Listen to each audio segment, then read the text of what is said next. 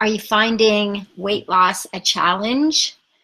If you're over 40, you may be wondering, why is it so hard now? And is it even possible to lose weight? Sometimes you just walk by food and it seems to just glom onto your belly. So in this video, I want to share with you a couple of things that are going on and a couple of things that you can do to help you lose that menopause belly. So a couple of things that are going on is that chronic dieting is killing your metabolism. So my best advice is to stop dieting. You really just need to know how to eat properly for your metabolism, for your age, for your weight, for your activity level. You need to know how mitigating factors like prediabetes or whatever you might have going on, what that's doing to your metabolism. And the templated diets are not working.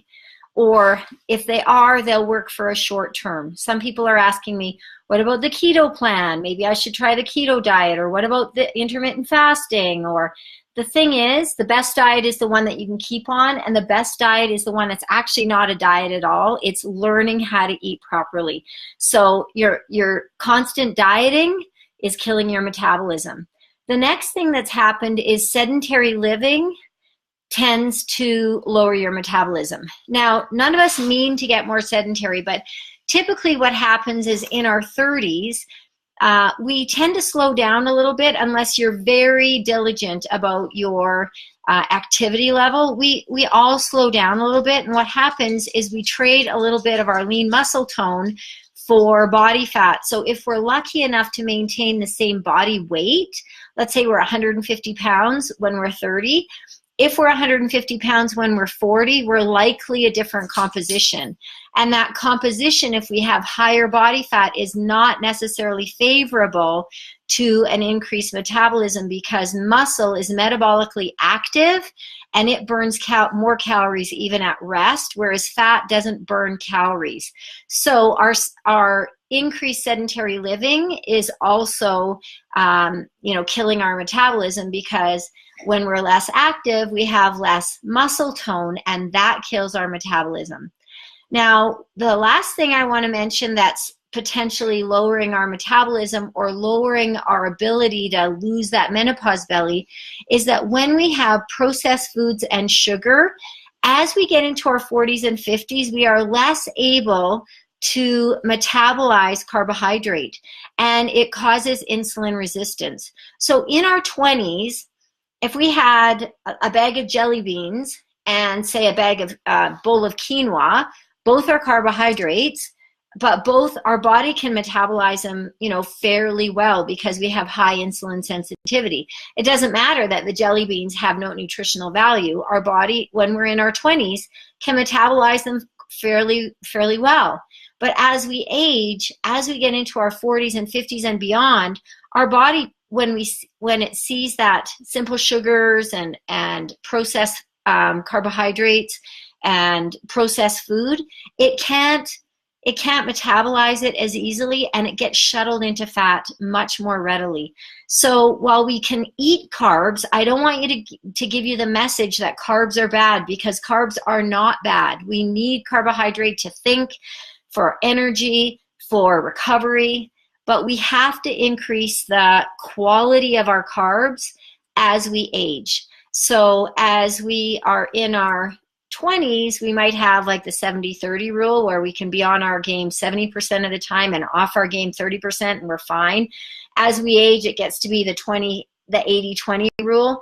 But really, as we get into our 40s and 50s, especially if we have some weight to lose, we kind of have to get into that 90-10 rule, whereas 90% of the time we're on our fitness and health journey, fairly diligently, and 10% of the day or our time, we have a little wiggle room.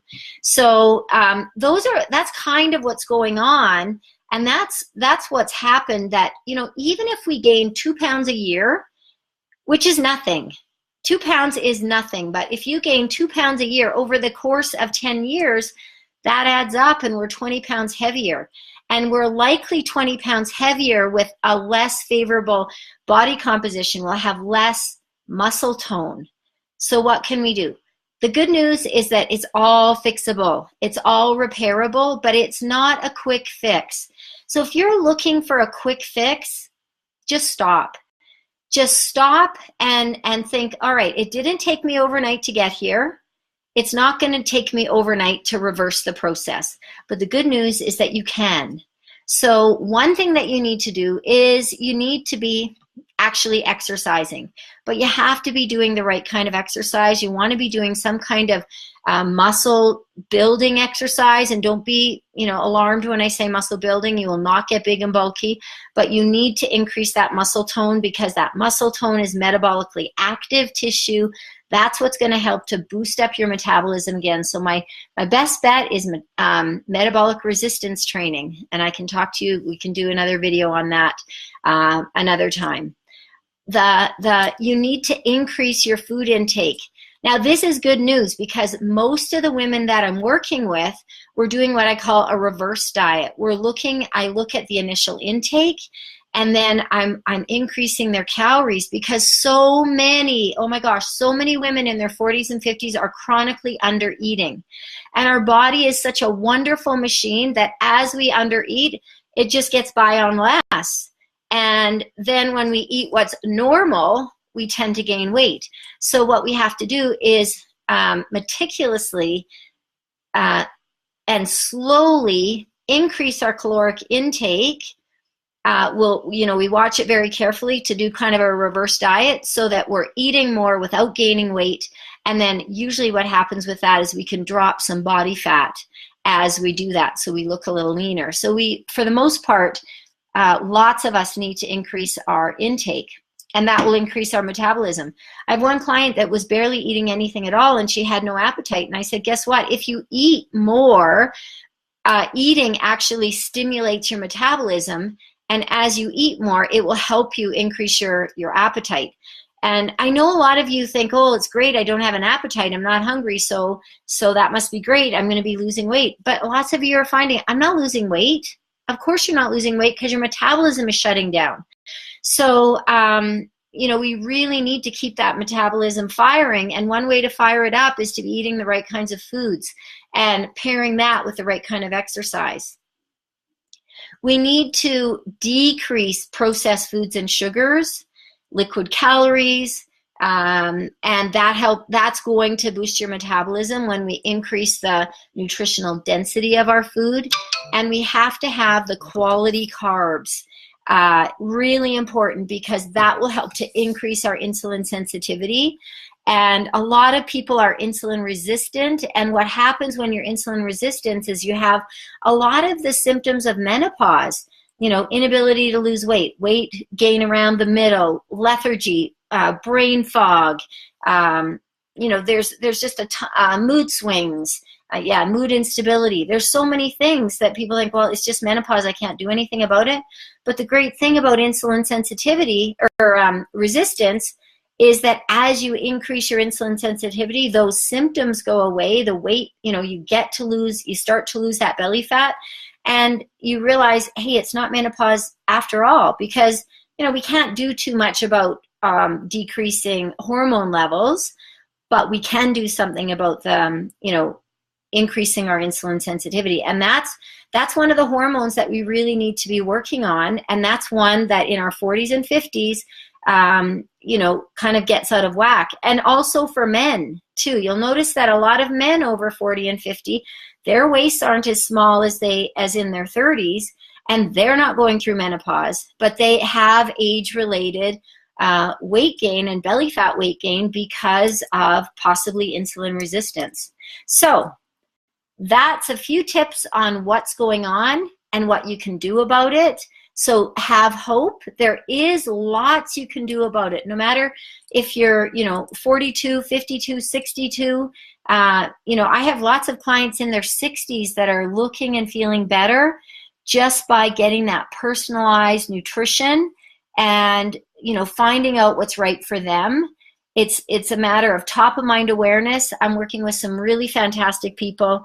If you're interested, if you're serious about looking your very best, then, hit me up. I'll put a link for a questionnaire We'll start with a questionnaire and then we'll go from there. But look, you're going to be getting results anyway. 365 days from now, whether you're, if you're on the planet, you'll have gotten some results, because you'll have a year behind you, and whatever you do today and tomorrow is going to be reflected 365 days from now. Why not get the results that you want? You're putting in the effort. I have so many women that I talk to that are saying, well, I'm exercising, I'm doing this and I'm doing that, and I look in the mirror and I don't see it. And I understand how frustrating that is. So let's get the most bang for your buck. Let's really focus. The fact is that yes, it does take some effort, but anything worthwhile is going to take some effort. But also, you know what else takes effort? Going to the fat side of your closet, dressing and undressing in the dark so your partner, your spouse, doesn't see you, or hiding from pictures so that people don't see you. That's really exhausting as well. So it takes a lot less effort to go from ordinary to extraordinary. And when you are feeling like, hey, I'm doing something for me, most people are really charged up about that. So would love to work with you. I've got a big party tonight for some of my local bootcamp clients that I have to go get ready for. So I will see you again.